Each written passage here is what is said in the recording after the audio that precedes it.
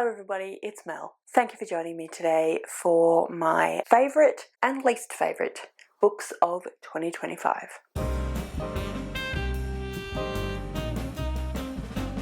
So yes, today I'm going to be talking you through my favourite books of 2025 as well as a couple of books that I was slightly less than impressed by. So let's get the negativity out of the way first and talk about my disappointing or my worst books of 2025. Normally, if a book is likely to get 1 star, then I'm actually going to DNF it. So I don't have any 1-star books. I do, however, have a couple of 2.5 stars, and one book that I almost gave 3 stars, but that didn't quite get there. So the book that didn't quite get to 3 stars, which I'm actually really disappointed about, is A Court of Silver Flames by Sarah J. Maas. Now, I enjoyed the ACOTAR trilogy, which is, of course, A Court of Thorns and Roses, A Court of Mist and Fury, and A Court of Wings and Ruin.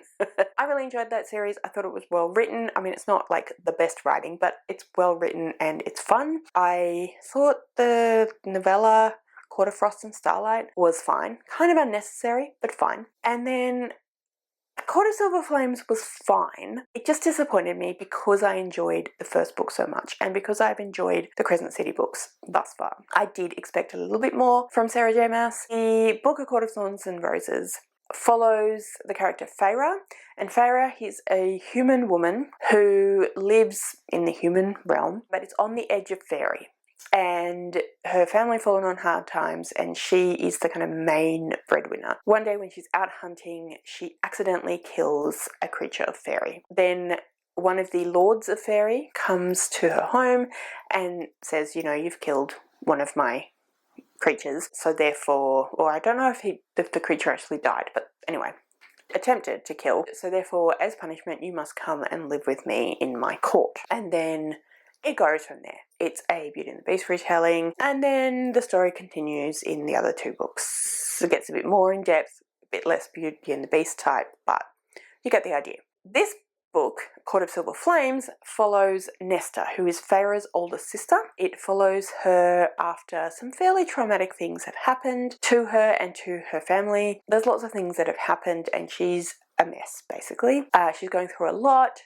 Her mental health is not good. She is in denial about her mental health. She's very much struggling. She's not wanting help and she's refusing to acknowledge that she needs help. After several attempts to help her, Feyre and her other sister Elaine get pretty sick of her behaviour. They basically set some fairly extreme, I guess, consequences to try and help her. And this is the story of that, of what happened, of how Nesta kind of recovers from her trauma. It's a really long book. It's like 800 and something pages long, and I just didn't feel like it needed to be that long. There is a lot. I mean, people talk about books being kind of trauma porn. There is a lot of trauma stuff in here, and I feel like it wandered towards trauma porn at points. As much as I think Sarah J. Maas actually does write trauma recovery relatively well, it just really just did not need to be this long. It did not need to be this repetitive. There was so much of Nesta in her feels and Nesta being angry and Nesta not feeling, you know, all the things. And like, I get that that's the thing she had to go through, but we just didn't need that much of it. We didn't need that much angst. We didn't need that much her climbing up and down a staircase. We didn't need that much of her training. We didn't need that much sex. We didn't need as much as we did, and I felt like it was way too long. And like, there's some other stuff that pushed the kind of story of the world and of what's going on with the courts forward, but it was so unnecessary. And even those bits, I feel like it wrapped up pretty well in the trilogy. Like, I don't think it's necessary that we have more. I feel like it ended well and we didn't need more. But I read it anyway, and look, if it was a shorter book, I probably would have enjoyed it, but it was way too long and way too unnecessary. So I think I gave it 2.8 or 2.9. It nearly got 3 stars because I do think it's a reasonably good character study, but just, yeah, unnecessary basically, and unnecessarily long. That was my most disappointing book. My worst two books, however, I'm going to talk about them together even though they're not by the same author and they don't belong in the same sort of series, but they are similar books. So the first one is Peril at End House by Agatha Christie. Then there is Murder in an English Village by Jessica Ellicott, I think. These are quite similar. Peril at End House is a Hercule Poirot. Hercule Poirot is the main detective. He's a retired detective, Belgian detective, and he gets embroiled inadvertently quite a lot in murder mysteries, basically. This one is a little bit different though, and instead of there being a murder, it's about Poirot noticing that somebody else's life has been threatened a few times and that actually someone might be trying to kill them and him attempting to help that person. Look, Agatha Christie has good writing and I definitely think she has great writing even in this. It just wasn't really what I was looking for. I like the detective story post-murder. I like the oftentimes closed door kind of, not closed door, closed circle kind of mystery, and I just didn't feel like this one really was that. So it wasn't really the book's fault, it was more my fault than what I expected. I didn't necessarily have a great time with it. I think I gave it 2.5 stars. I call a 3 stars a middle of the road book, so this was definitely a little below middle of the road, but it still was well written. It just didn't do it for me. And then the third book, which was definitely my worst book of the year, I still gave it 2 stars. It was like, again, it wasn't fabulous. It wasn't great. It was okay writing. It was okay, like everything was okay, but it was a little bit below middle of the road. Normally I'd say a 3 star. I still enjoyed it, even though I didn't think it was amazing. This one, I guess I was enjoying it enough to finish it, but it didn't really work for me. So that was, like I said, Murder in an English Village. This was very similar, very much an Agatha Christie style, kind of Miss Marple. Murder happens in an English village, as the name suggests. It was basically what it says on the tin. And we have 2 older women and they end up getting embroiled in this mystery and end up deciding they're going to solve the mystery. And yeah, it was fine. A little bit less than fine. It wasn't great, but it was fine. So anyway, those are my most disappointing and worst books of the year. Let's move on now to much nicer, much more fun things, and let's talk about my best books of the year. I'm going to talk about 10 books that I absolutely loved this year that I gave between 4.5 and 5 stars. What I have actually done to figure out the ranking for my top 10 is what is called a book matrix. Now, I don't know who actually invented this specifically, but I do know that Jess from Jashi Corin was using it as a way to prioritize some of her tasks. And then I think this is how it happened. I think that some people on Instagram saw that and decided, hey, that could work for figuring out favourite books. So they used it that way, and then Jess saw that and then she started doing it.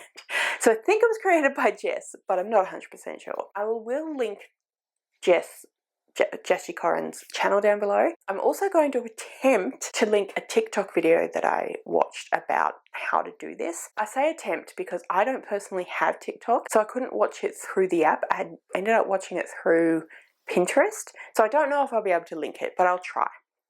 I can't actually remember what the TikTok was or anything like that, so unfortunately I can't even tell you, but yeah, I'll do my best. So anyway, I'm going to start at number 10. I'm going to work my way up to number 1, and yeah, we'll discuss those books as we go along.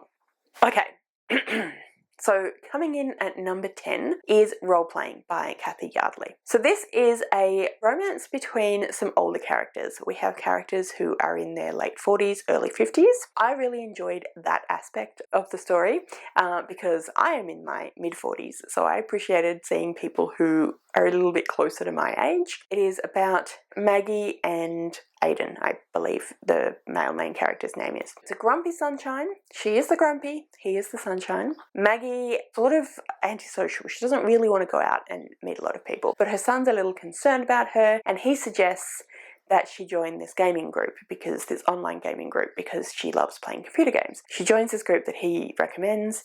She thinks, because of the age of her son, who is in, I think, his first year of college or university. She thinks that all the people in this group are her son's age. She's in her late 40s. And then we have Aidan, and Aidan feeling isolated, socially isolated. He doesn't know a lot of people in the town. He's just moved back to help his mum, and he doesn't know a lot of people, and so he ends up joining a gaming group as well. And he's introduced to the gaming group by his mother's friends from church. It's the same gaming group, and they obviously use, you know, online names, avatars. So I think Bogwitch and something else. They start chatting and they start getting along really well. And they both kind of have a vague, like, oh, could this be romantic? But he thinks that she's in her 80s and she thinks that he's in his 20s. So they're both like, no, so completely wrong age. Anyway, in real life, they do meet via similar circumstances, and they have kind of those uncomfortable, awkward interactions the first couple of times, so it's kind of they bite each other off, but online they're getting along really well. They end up meeting in person and realizing the situation, and yeah, hence the bromance. I thought it was incredibly well written. I really enjoyed the characters. I really enjoyed the way the characters were written. I really enjoyed the backstory of both the characters and what was going on in their own lives. It was one of those romances that is definitely a romance, but their actual characters and their lives and their backstories are so well written. It feels like it's more than a romance. Not that there's anything wrong with something being just a romance, but it feels like, but there's more, like, obviously characters have more going on than just who they're shagging or whatever. So that's what it was. There was a lot more going on, and they were really well written characters. So that's what I really enjoyed about this book, which is my 10th favourite book of 2025. And that is, like I said, as you can see, Role Playing by Kathy Yardley. Coming in at number 9, we have Wayward by Amelia Hart. I read this book quite a while ago, so my memories are a little hazy on exactly all of the ins and outs of this one, but I do know that it is a story about witches. It is an urban fantasy, or well, not really urban, rural fantasy, I guess you would say. So Wayward is the cottage that is on this estate in the UK, and we follow a few different women, 3 different women in different periods of time as they inhabit this cottage, and also they are witches. So they are generations of this family, and it is essentially about women's situation in different circumstances in different ages, but about misogyny and how that affects women, and about women finding themselves, finding their power. In this case, their actual magical power, but also just their power within themselves and finding themselves and their strengths. All 3 women come from not great circumstances, often quite abusive circumstances, and they find their way to this cottage. I thought it was incredibly well written, very evocative writing style, really not like purple, but very lyrical, very descriptive, like I said, very evocative writing style. Sorry, couldn't get that word out. Writing style, and I just thoroughly enjoyed it, and I really recommend if you like those sorts of things. It had a very gothic kind of flavour to it, and yeah, I just thought it was really well written, and I love the description in Wayward, which is my 9th favourite book of 2025. Coming in at number 8 is Calabasas by R.F. Kuang. I really enjoyed this book. I thought it was very well written. I do really enjoy R.F. Kuang's writing style, and yeah, I did really enjoy this one. That's why it is in my top 10. It's a little lower than the other 2 books that I've read of hers. Babel is my favourite book of hers. I also really enjoyed Yellowface, and I did enjoy Calabasas. Obviously I did, because that's why it's here, but yeah, it just wasn't as good, I don't think, as Babel. However, I gave it 5 stars. I really enjoyed it. I thought it was very well written. I had to give it 5 stars because I think R.F. Kuang is an incredible writer. I think she puts a lot of depth of story and depth of knowledge and intelligence into her stories, which I have to give her props for. So, Calabasas is a story about hell, essentially. So we have 2 main characters. We have Alice and Peter. We start with Alice, we open with Alice, and Alice is a university student studying magic, because in this world, magic is real, as is hell, and it's known to be real because people have gone to hell and come back from hell. All of the stories and mythology in which people go to hell are true and are taken as academic texts rather than myth or legend. Alice is, like I said, a student of magic at Cambridge University in the UK, along with Peter. They both study, and they both study under the same advisor, who is, I can't remember his name, Grimes. Someone Grimes. Grimes dies, and both Alice and Peter decide that they need him to be their advisor. They need him back. So they decide they're going to go to hell to get his soul back. They both go ahead and study Virgil and Homer and all the various different poets and authors who have written about hell, as though those trips to hell were actual things that those people did, or that those characters did. And then they do the various spells that they need to do, and they go to hell. And it's about them traversing hell. But it's also about them figuring out what's important to them and in general, figuring out their own sense of morals and their own sense of moral value. Some people have been talking about it as though it were a retelling of Dante's Inferno. I don't know that it's a direct retelling, but it definitely drew a lot from Dante, but it also, like we've mentioned, drew a lot from Virgil, drew a lot from Homer, Lord Tennyson, all the different people that have written about people going to hell. And that's where I feel like R.F. Kuang's ability to write about academia and write dark academia with a real sense of understanding of the academic world, of the world of study of academia. Come in. Hi. Hi, Mama. How are we going? Sorry, we had a brief interruption for baby book fiend needing nappy change. We're back. I've opened the window and so you might be able to hear the background noise of the highway. Sorry about that. Anyway, I was talking about Calabasas. I think I was just saying about the way that she writes academia, and it feels very real and very true to what I have heard. I've never Well, I did a Master's of Education, but that's slightly different. I've never done like a PhD. From what I've heard though, from people that have done, it felt very much like the experiences of people doing that kind of academia and working within academia. So yeah, thought it was fantastic and really, really enjoyed. Highly recommend if any of those things sound like your kind of thing. Coming in at number 8 is the reappearance of Rachel Price by Holly Jackson. This is a young adult thriller, which I really, really enjoyed. I really enjoy Holly Jackson's writing style. I loved the Good Girl's Guide to Murder series, and I really, really enjoyed the reappearance of Rachel Price as well. I just think that she writes really smart, really fun, really interesting stories, great characters, and yeah, absolutely love this one. I thought it was fantastic. I really enjoyed the twist at the end. I feel like some people critiqued this and said that it wasn't, and particularly like the twist was a little kind of obvious, but I didn't personally find it that way. I personally was surprised at the twist, which works out really well for me. And yeah, just thought it was fantastic. So in this story, we follow Pip. I think her name is Pip. No, that's the other book, sorry. In this story, we follow Belle, I think, and Belle is 18 when the story opens. When she was 2, she was found by herself in a car, in her mother's car, on like some kind of back road in Montana. It was the middle of winter. I think it was Montana, somewhere like that.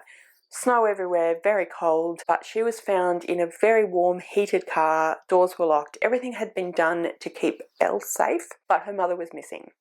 Presumed kidnapped, and obviously they looked for her, but they never found her. They never found a body, and so presumed, well, no one knows. Presumed dead, but no one knows what actually happened. Now we go to 16 years later, and Belle is 18.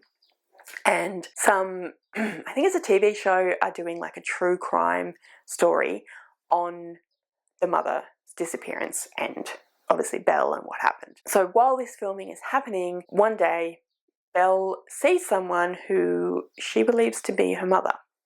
And it is her mother, Rachel Price. Rachel Price has reappeared. Obviously everyone's very happy and excited about this, but Belle just feels like there's something off about her mother's story and what she said happened to her. So Belle starts to kind of try to look into the story and look into the truth. And yeah, everything is revealed, and it was quite the twist, I think. And I really, really enjoyed this book. So my 7th favourite book of 2025 was The Reappearance of Rachel Price by Holly Jackson.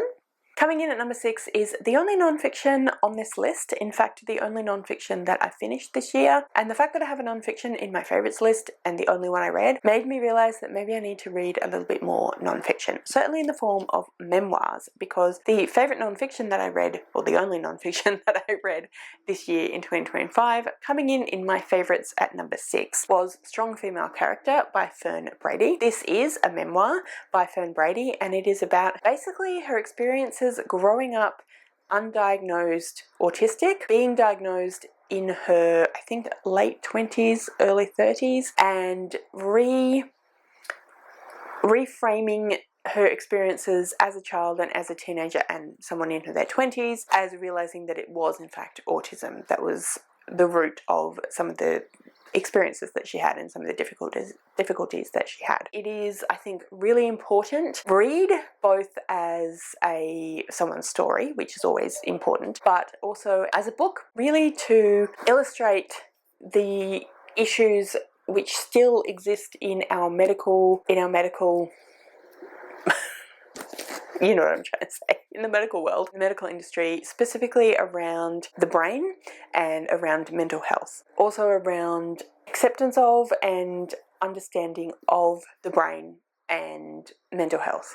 So Fern, like I said, is a Scottish comedian. Throughout a fair portion of her life, she was fairly convinced that she was autistic, but doctors and therapists and various other medical professionals kept telling her that no, she wasn't autistic and that she really couldn't be autistic, because they would say things like, well, you're holding eye contact with me right now, so obviously you're not autistic. You have a boyfriend, so obviously you're not autistic.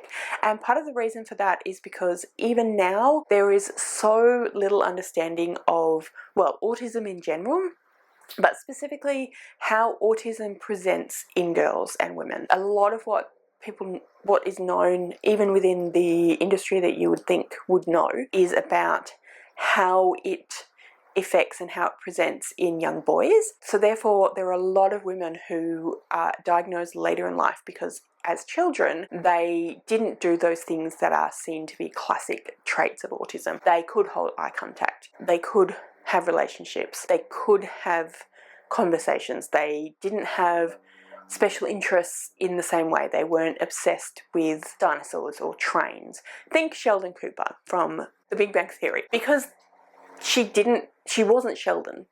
She was incredibly intelligent, but she didn't have those sorts of special interests. At one point she does talk about the fact that for a lot of women, their partner is their special interest, because they have a partner at all, and because that is seen to be not something that people with autism generally experience. They, seem to be normal. Like a young woman who is in a relationship and obsessed with her partner is normal. It's not normal. It's not considered to be a trait of autism, and so therefore it gets ignored as a potential indicator of autism, whereas it's actually that relationship, that person becomes a special interest. I found this really, really moving. I found this really heart-wrenching. I found this really incredibly well written. You really felt in there with her and frustrated and upset at her experiences, and yeah, it was just phenomenal. I just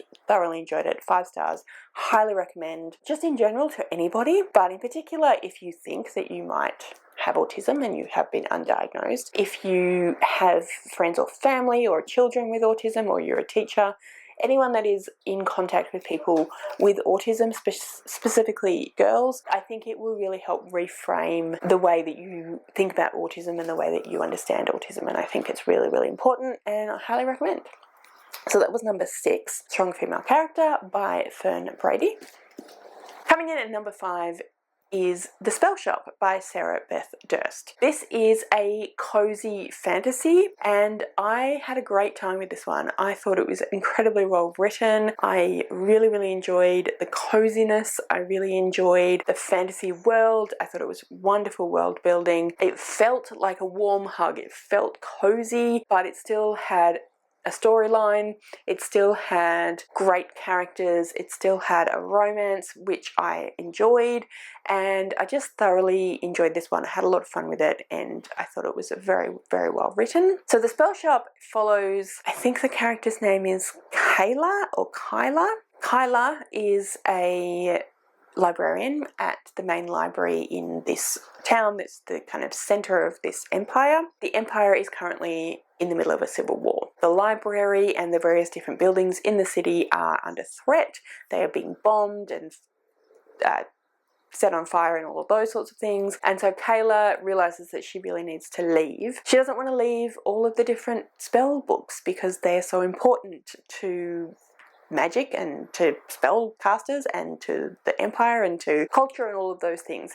So she decides to take a bunch of spell books with her. She also takes her sentient spider plant called Kaz. She escapes in this little rowboat, and she decides that actually the best place to go is to her hometown on her home island, which is off in the kind of far-flung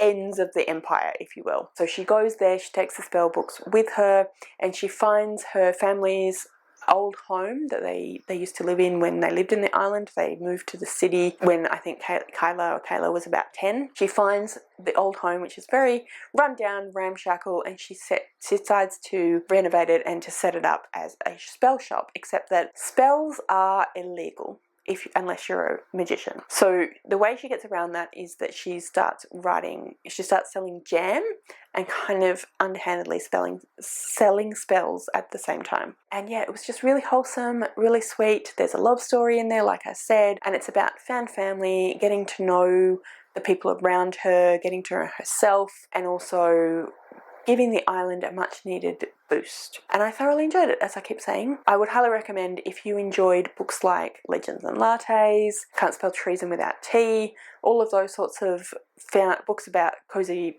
fantasy, found family, and yeah, just thought it was brilliant and beautiful. So, plus the cover is gorgeous. So yeah, that is my 5th favourite book of 2025, The Spell Shop by Sarah Beth Durst. At the number 4 spot is The Lady of the Lake by Jean Menzies. Jean Menzies is a booktuber. I have been watching her for quite a long time and I really, really enjoyed her content. She has a PhD in classics. She's written a number of non-fiction books about various mythologies and various classics, classical things. Yeah, she's very well known on BookTube and beyond, and this is her 2nd fiction book, her first traditionally published fiction book. This is a book set in the court of King Arthur, and we follow Elaine, I believe is the character's name. We follow Elaine, who is the Lady of the Lake. If you know the various stories about King Arthur and Camelot, you would have heard of the Lady of the Lake before. It is that character. It is sapphic, so she is sent to court when she's a child to be a potential bride for King Arthur, or at the time Prince Arthur, along with Guinevere. But growing up in the court, she does develop feelings for Arthur's sister Morgan. Her and Morgan both start getting tutored by Merlin, the court wizard, developing their magic, and Elaine develops her magic and develops her... Is it Elaine or is it... I don't remember, I apologise. But yeah, starts to develop her magic and figure out some things about herself and her family and her upbringing as well. And yeah, I thoroughly enjoyed it. I thought it was, again, very well written, really well researched. I don't know a lot about the mythology around and the legends around King Arthur, but what I do know, this very much rang true to. I loved the writing style. Again, very lyrical, really beautiful, really evocative. Again, it really painted a beautiful picture, painted a beautiful world of medieval England, and the various levels of magic and levels of mystery surrounding medieval England, and I just thought it was fantastic. Thoroughly enjoyed it, really, really happy that I read it, and just, yeah, weirdly proud of someone who I don't actually know because of that parasocial relationship that I feel like we have, and just, it meant a lot to read this book and enjoy it as much as I did. So that was number 4, and it was The Lady of the Lake, which actually is right here. I keep forgetting these books are next to me. Is right here. As you can see, stunning cover as well. And yeah, highly recommend if you like myth retellings, magical realism, and historical fantasy. Coming in at number 3 is Castle Shade by Laurie R. King. This is the 18th book in the Mary Russell series. We do follow Mary Russell and Sherlock Holmes, and they have travelled to Romania to the, what does it say here? Let me just read this to you. Queen Marie of Romania, granddaughter to both Victoria, Empress of the British Empire, and Alexander II, Tsar of Russia, is in need of Mary Russell and Sherlock Holmes' services. The Queen, a famous beauty who has single-handedly transformed Romania from a backwater into a force to be reckoned with, invites the pair to Bran Castle. The ancient fortress sits on the border with the newly regained territory of Transylvania and was a gift to Queen Marie from her people. The threat the Queen fears is somewhat dubious. Shadowy figures, vague whispers, dangers that may only be accidents. But a young girl is involved. So, putting aside their doubts, Russell and Holmes set out to investigate the mystery in a land of long memory and hidden corners, a land that had known Vlad the Impaler, a land from whose churchyards the shades creep. So, Castle Bran is the place that was the inspiration for Bram Stoker's Dracula's castle. That is where they go to investigate what's going on. And yeah, it was fantastic. I thoroughly enjoyed this series. I thoroughly enjoyed Laurie R. King's writing. She is one of my favourite authors of all time. I have read many books that she has written and thoroughly enjoyed every single one. I feel like her writing is really quite academic in style, in feeling, particularly in this series because it is first person and Mary Russell is an academic. So Mary Russell is she's finished, I think, her postgraduate, her PhD in theology at Oxford University. So she's an Oxford Don. She's very, very well spoken, very well written, very well, she's a great researcher, but she's also a fantastic investigator. And when she was 16, she literally ran into the retired Sherlock Holmes on the Sussex Downs. They formed a apprentice relationship, and she became a investigator under him, a detective under him as well, and then went on to university to study theology. And yeah, I just really enjoy this writing style. I think Laurie R. King really writes Mary's incredible observations and intelligence and just skill incredibly well, and I highly recommend this series. The first book is the The Beekeeper's Apprentice, and yeah, highly recommend, thoroughly enjoyed, and it is my third favourite book of 2025, Castle Shade by Laurie R. King. Okay, we are down to my final 2 favourite books of 2025.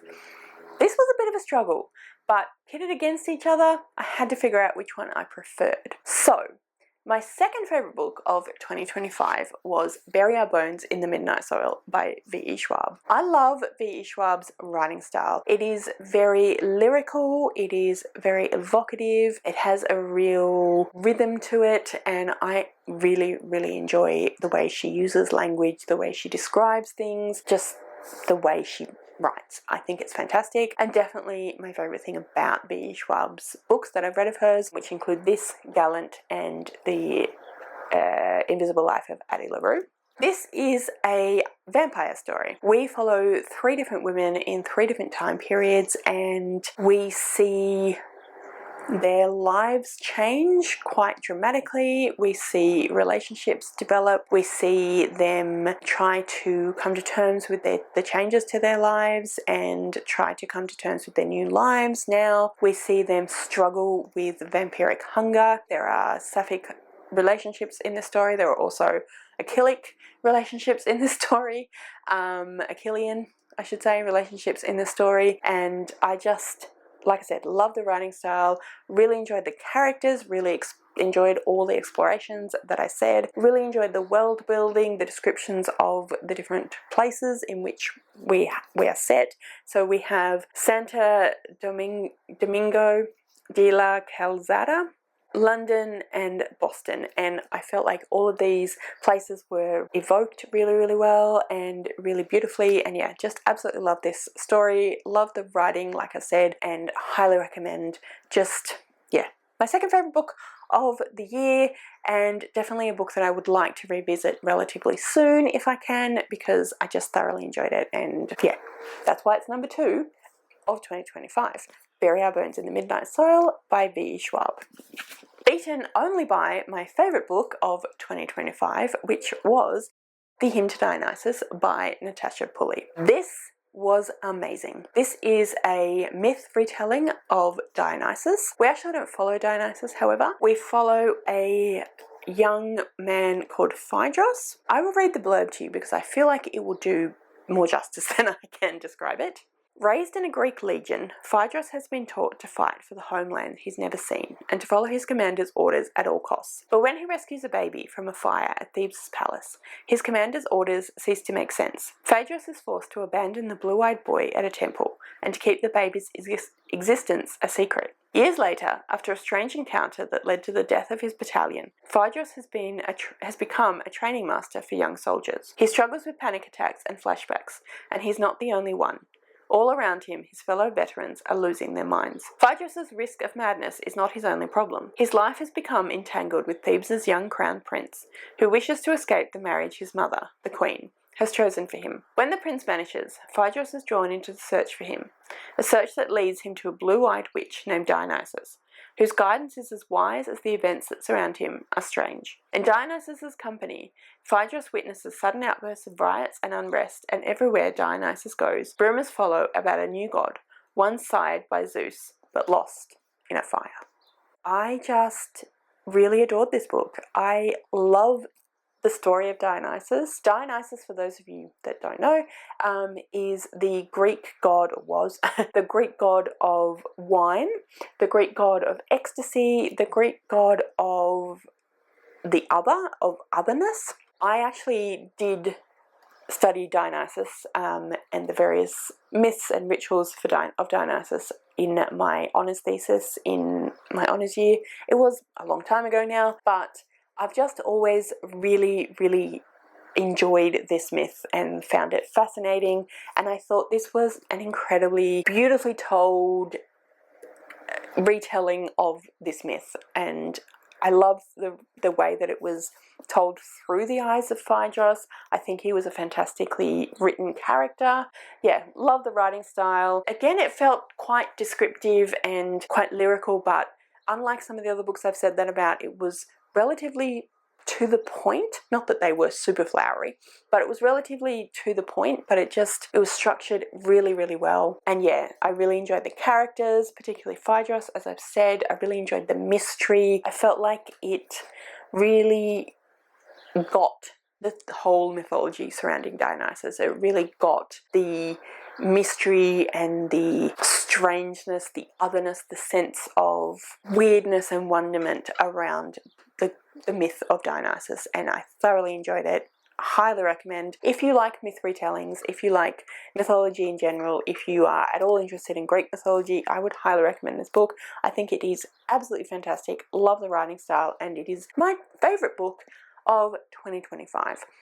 So yeah, thank you so much to Natasha Pulley, who is an author I now would like to look out for and read as much as I can of hers. And yeah, The Hymn to Dionysus is my best book of 2025. So with that means that we have reached the end of the video. Please let me know in the comments what some of your favourite books of 2025 were. Did you have any disappointments or worse books as well? Let me know that in the comments. Also, let me know if you've read any of these books, what you thought of them. If you would like to leave me a comment but you don't know what, then leave me a sun emoji, because we have the sunrise on this book. And yeah, that's everything that I wanted to talk to you about today. So thank you so much for joining me. I really, really hope you enjoyed this video. If you did, I would absolutely love it if you would subscribe to my channel and give this video a thumbs up. And yeah, like I said, thank you so much for joining me today. I really hope you enjoyed this video, and I will see you next time.